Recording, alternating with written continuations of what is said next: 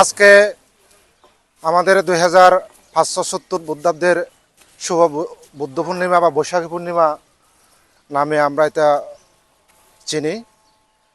এই দিনটি আমাদের জন্য খুবই গুরুত্বপূর্ণ। এখানে মহামতি গৌতম বুদ্ধের জন্ম, বুদ্ধত্ব লাভ তথা মহাপরিনির্বাণ লাভ সংগঠিত হয়েছিল।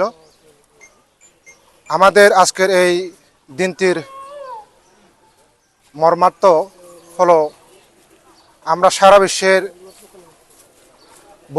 মহামতি বুদ্ধের সাম্য, মৈত্রী, করুণা, মতিতা, উপেক্ষার মধ্য দিয়ে আমরা সারা বাংলাদেশের শান্তি কামনা করি, বিশ্বের মঙ্গল কামনা করি।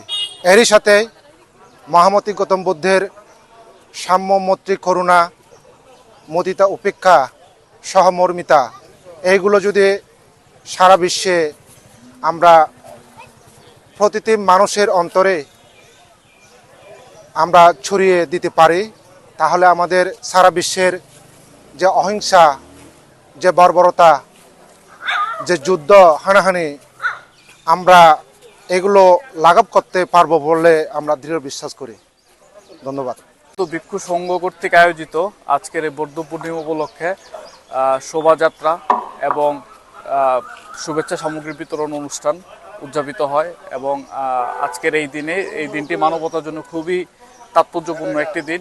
এই দিনে গৌতম বুদ্ধ জন্ম লাভ করেন, বোধি লাভ করেন এবং মহাপরিনির্বাণ লাভ করেন। গৌতম বুদ্ধের শিক্ষা আমাদের জীবনে সত্য পথে চলার অনুপ্রেরণা যোগায়, সহমর্মিতা এবং শান্তির সাথে জীবনযাপন করার অনুপ্রেরণা যোগায় এবং গৌতম বুদ্ধের শিক্ষা আমাদের সকলের জীবনের প্রতিফলিত হোক, সকলে আমরা সত্য এবং সুন্দরের পথে চলি এবং সবাইকে জানাই বৌদ্ধ পূর্ণিমার শুভেচ্ছা। সর্বোপরি সকলের সুস্বাস্থ্য ও দীর্ঘায়ু কামনা করছি। ধন্যবাদ।